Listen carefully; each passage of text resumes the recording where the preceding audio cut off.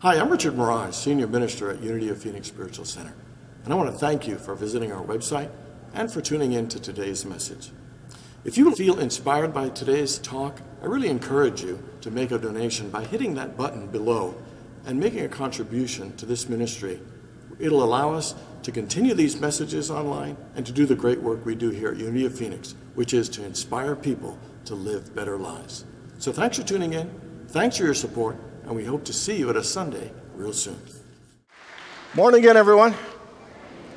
So what if I offered you a choice between either giving you $3 million right now or giving you a penny that would double for the next 31 days? Which would you take? The $3 million now or the penny? How many do the $3 million now? Okay. How many would do the penny? Okay, so you all know that is called the magic penny, and it shows the power of compound interest. But I don't know about you. Initially, I would have gone for the $3 million, because it seems like the quickest, the easiest, the smartest, the wisest, the best way, and it's an illustration of sometimes we can get fooled into thinking quicker and easier and faster is better. And while that is an example of compound interest, I think there is a life principle that is being taught through that example. It is not just about money. It's not just about interest that we can gain. I believe it's about the principle of success. I think it's about having a deeper understanding of how life works, and that there are important and wonderful benefits that we sometimes miss out on because we want to go faster, because we want to go bigger, and not doing the simple things that over time improve our lives. Let me give you an example. There are three friends, Larry, Scott, Brad. They all make about $50,000. They're all married. They all have average health. They could all lose a couple of pounds. But generally, they consider themselves kind of happy and healthy. So Larry just plods along doing what he's always done. You know, once in a while he complains that life never really changes, but he just does what he does. Scott decided to make a few positive changes. He read 10 pages a day, and on his 30-minute drive to work, he would listen to some personal development program or class. He read something about Dr. Oz, that just cutting 125 calories a day would improve his health, whether it was changing from soda to seltzer water, or taking a little less cereal in the morning, or moving from mayo to mustard in your sandwich. Or even walking a half a mile extra a day. And so he was doing that. And then Brad, he decided he wanted to enjoy his life more, so he bought a really big screen TV. He started watching the Cooking Network and making all his favorites, particularly ones with a lot of cheese. He installed a bar in the room where the large TV was and added just one extra drink per week. So after 5 months, there really isn't any noticeable difference. After 10 months, there really isn't. But after 18 months, there starts to be a slight difference. After 25 months, there starts to be a bigger difference. And after 31 months, there was a huge difference. In fact, Brad now weighed 33.5 pounds heavier from his extra drink a week. And his marriage wasn't doing so well because he was having a little too much fun with his new TV and just enjoying his life with his new bar as well. And then Scott was actually 30 pounds lighter. In fact, he was more positive, he was more energetic, he got a promotion, and his marriage is actually doing even better. And Larry, nothing changed, except him lamenting the fact he did nothing, and his life is just the same. And all these things show that none of these things were big. Reading 10 pages a day, switching from soda to seltzer water, buying a big screen TV. None of these were huge things. But over time, things have a bigger impact on us than we even realize. And it tends to be a better way when they're positive changes to success than just trying to do everything big and quick right now. For the last couple of weeks, I've been kind of talking on the theme that we all have culturally. That at the beginning of the year, we start all excited about the new year, and by November, it's like, come on, I can hardly wait to get this year over with. Let it be done. We start at the new year wanting to have resolutions that'll change every area of our lives, and we fizzle and stop doing them by the end of January.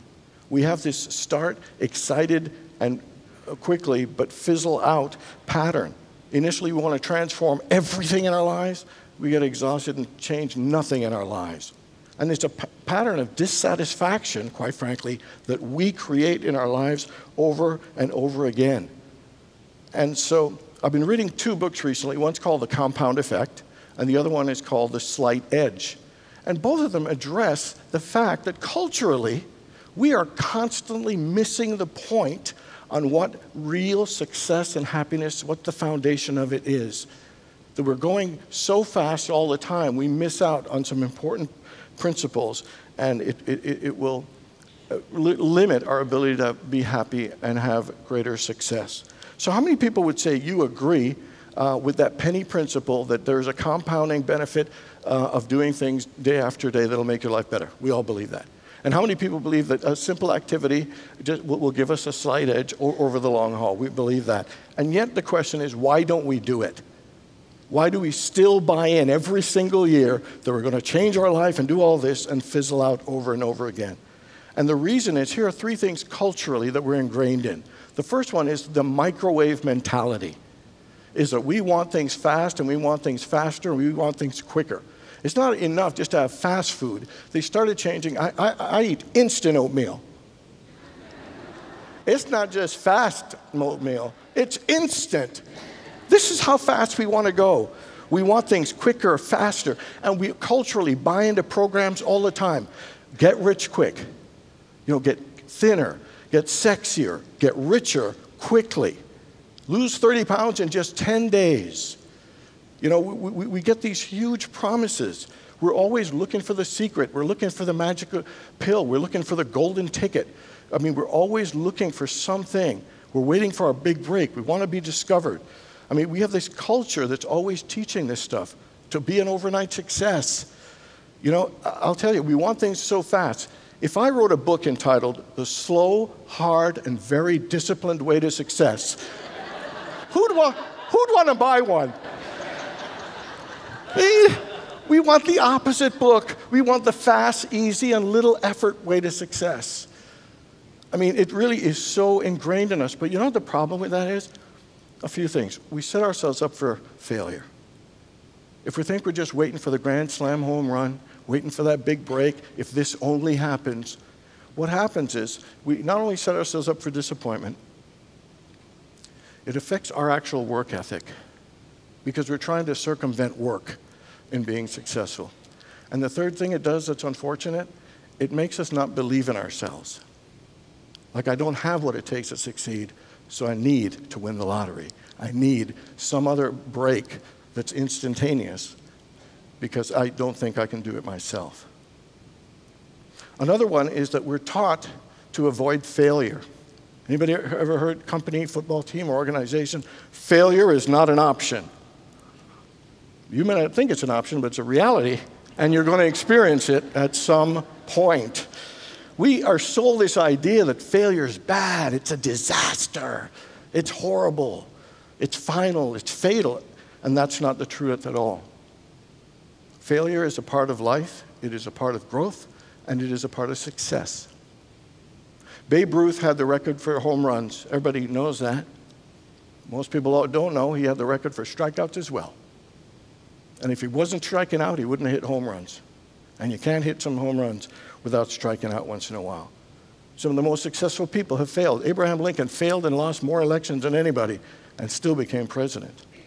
Michael Jordan failed a lot. Thomas J. Watson, founder of IBM, once said, the secret formula to success is double your failure rate.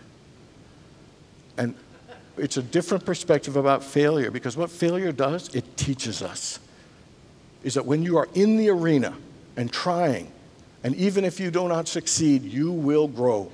You will get better. You will get more wisdom and insight. You will gain more personal confidence. So this idea of avoiding failure is really not a smart way to support ourselves in being more successful. Another one is that little things don't matter. How many people have ever been bitten by an elephant? Anybody? How many people have ever been bitten by a mosquito? See, it's the little things in life that'll get you. Sometimes we think, oh, it's only a little dessert. Oh, I'm only skipping the gym. It's nothing. It's only an extra 125 calories. Oh, I don't need to tell my wife I love her. She already knows. We have all these little things we think don't really matter. But the fact is they do matter. And over time, they matter even more. Because they create patterns, they create habits, and they create ingrained experiences to the good or not so good. Little things do matter, and they are important. And the final one that holds us back is that success often brings complacency. Many of us already struggle with a little bit of procrastination, a little laziness to get the inertia going, but this isn't that. This is about when we become successful and move up to a higher level, what we stop doing are the very things that got us to that level. Because we get so comfortable, we kind of put it in cruise control, that we stop doing the very things that made the difference. How many people heard of David Hawkins, spiritual? In his book, Letting Go, The Path to Surrender, he says, what's amazing is when people start practicing prayer and release or whatever meditative experience, and their life gets better, you know what they do? They stop praying. Is that sometimes success creates complacency, and it's not a procrastination thing. It's we just stop doing the very things that we used to do that got us far, and then we wonder why things have drifted back into the old way. You know, Jeff Olson tells his personal story of kind of going from rags to riches. He became the youngest international airport manager. Then he started a solar company, which was the largest in the U.S. at the time.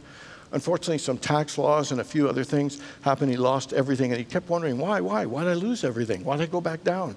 And he realized the thing that got him from survival, from failure to survival, that drove him, he said he had stopped doing it once he became successful.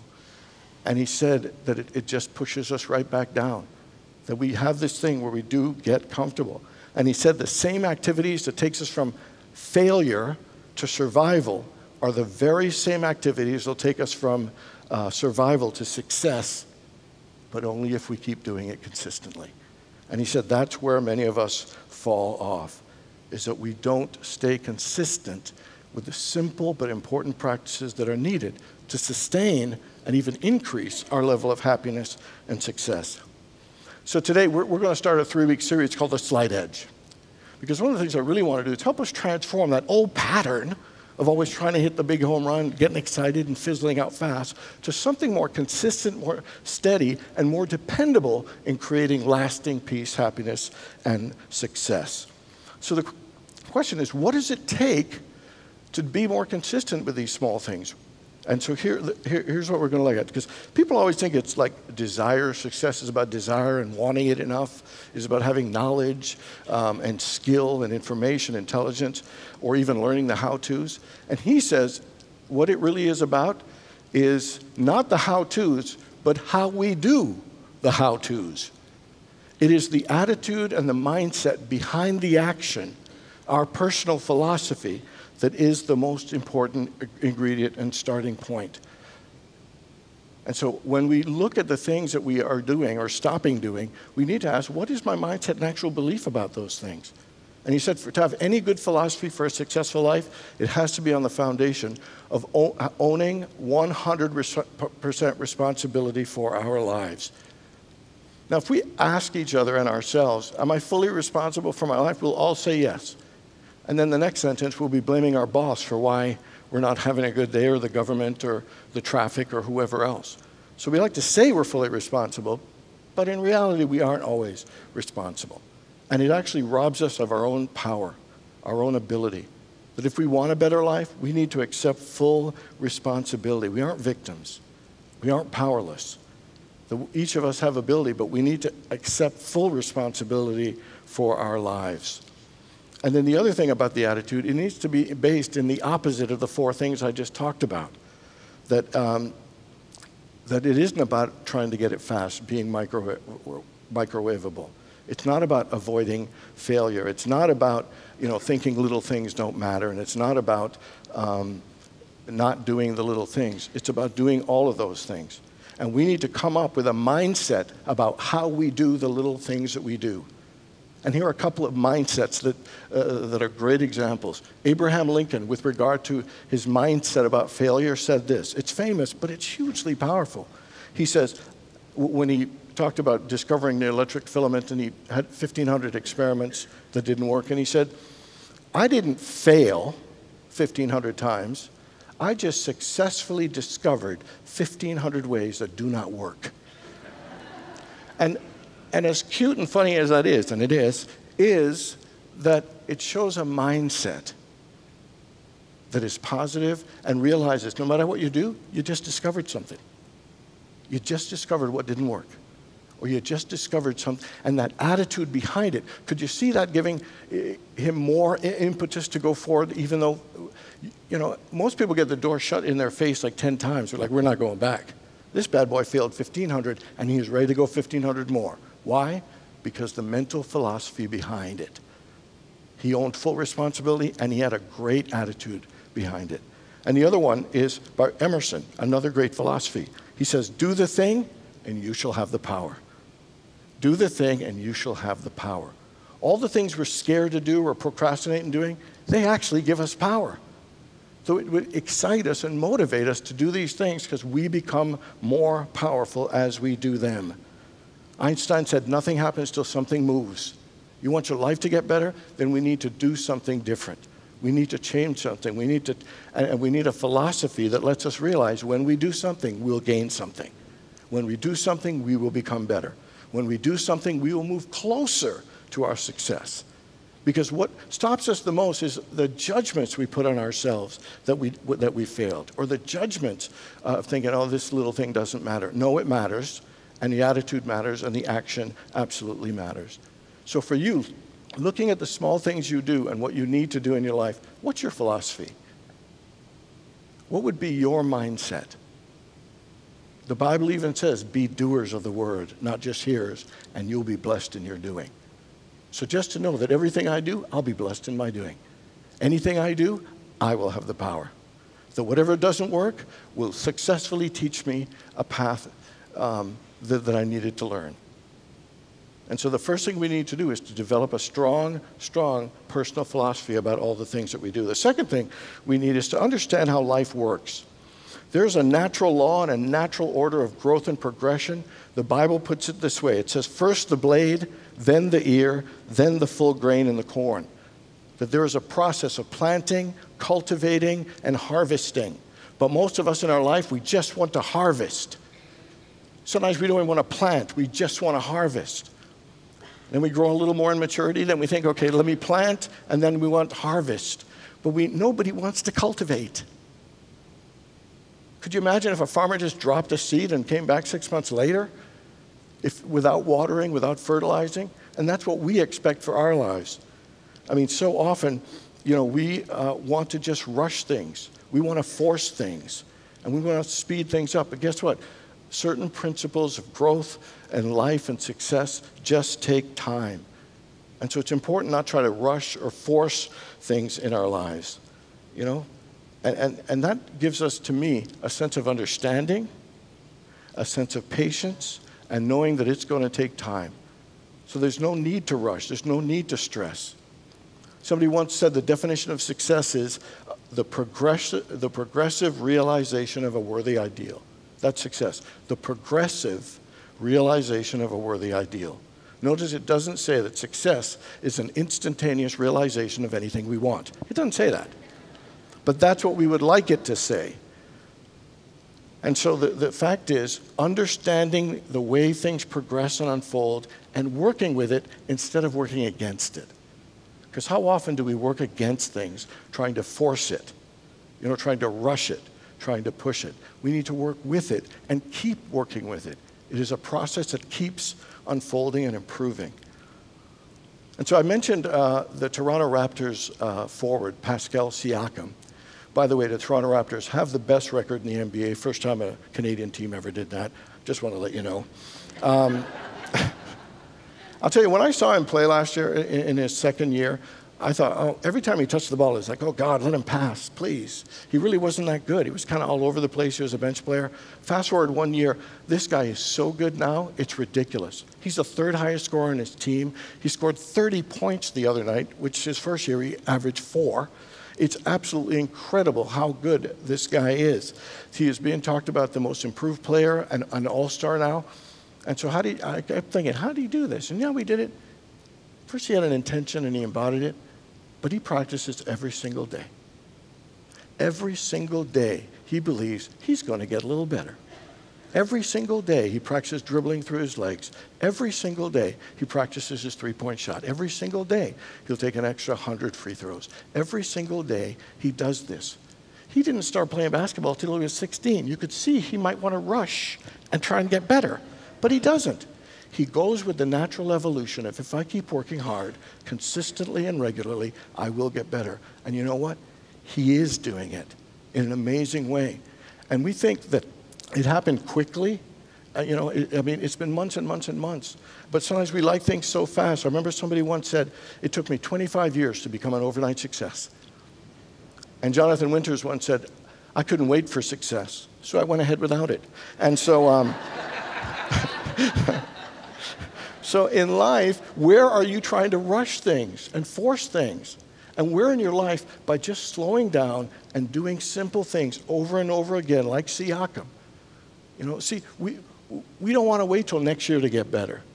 But the fact is, if you keep waiting, you're going to keep waiting forever. But if we get realistic and do the little things, great improvements will happen in our lives. Life doesn't get better because you go faster. That it's being more engaged, slowing it down and being present and consistent. That's the thing that not only brings better results, but we tend to be happier along the journey. And somebody once said that a singer doesn't sing a song to get to the end of it. And we're not living our lives just to get to the end. It's being present along the way, enjoying every single note, not just the finale at the end. And so here's the final thing, is to realize that every choice you make matters. Sometimes we don't think we have a choice, but we have a choice every single day. In fact, we make hundreds of choices every day. What to wear, what to eat, how to drive to work. We have choices every single day. And our choices matter. And whether they're small choices or big choices, like where to work or who to marry, or to invest this or that, every one of us has choice, always. Viktor Frankl said that one thing that can never be taken from you, and that is the freedom to choose your attitude, to choose your actions, to choose your direction. And sometimes we make a lot of unconscious decisions. I used to keep like nuts and sometimes chips right in front of a little table in front of my TV, and without thinking, I won't turn on the thing, I just start reaching and eating. And that's unconscious living. Just because it's there, we're reaching out, doing things that we've always done without really intention, without really choosing or being more empowering of ourselves. We can end up sitting in front of the TV for a couple hours before we even realize it, or end up eating a bag of chips and a soda for lunch without even thinking about it. There are a lot of unconscious things we do. I saw a quote the other day on Facebook, and it said, exchange the things that drag you down for the things that lift you up. And the only way to do that is to make a better choice, to make a wiser and better choice. And the one thing I want to talk about choice here is that there are little things, just like a penny, that we could do if we did every day that would change our lives. Let me give you an example. So Darren Hardy, the guy who wrote the Compound Interest book, he made a small decision. So on Thanksgiving Day, he decided to keep a Thanksgiving journal about the things he appreciated about his wife. And every day after Thanksgiving, for the whole 365 days, he wrote one thing that he appreciated about his wife. And it forced him every day to look for something positive. And so it could have been she was really good with the kids, or she was very supportive to him, or made a fabulous meal. Everything that would, every day he would write. And at the end of it, on Thanksgiving the next year, he gave her this book of all the things he was. Did you think that improved their relationship a little? You think it had an impact a little? And that's the point I'm trying to make, is you do little things and it will have a big impact. Here's what he said, because it was so funny, I just want to quote it. He said, when I gave it to her the following Thanksgiving, she cried and said it was the best gift she ever received from me, even better than the BMW I bought her for her birthday. I did. Even better than the BMW. This is how good this works. And so, you know, we sometimes overthink success, thinking I got to do the big thing and I got to do it fast. But I'll tell you, small little things done consistently will improve your life. And the thing about it is it improves ripples of areas of our lives. Like, you remember the guy who did the 10 minutes of reading and the, reducing 125 calories? What it ended up doing was it gave him more energy. It helped his attitude. He tended to be happier, and so he was more engaged in a relationship. We think it's one little thing. No, it'll have ripples of powerful stuff over all areas of our lives. Don't discount the simplicity of some small positive actions effect on your life over time, because it really makes a difference. We're a culture that does like everything fast and instant, and I want it now. But we would have far more success if we just took a step back and to start thinking of one or two little things we could do over time, and I'll guarantee you it will have ripples of positive effects, and that little thing will actually help your big thing, whatever your big thing is that you want to achieve. You know, these little things are easy to do, and they're easy not to do. And so the question is, what's the choice we are going to make? See, we can start with $1 million and lose it all. Or we can start with a penny and get some great results. The question is, what are we doing consistently with it? So this week, I wanted you to think about the slight edge, about these small things in your life, and think, what is my attitude and what is my philosophy behind the little things that I do?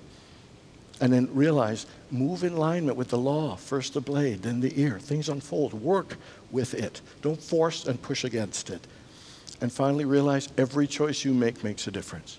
Every choice you make matters, and it will have ripples of benefits in your life. It'll improve your life in many ways.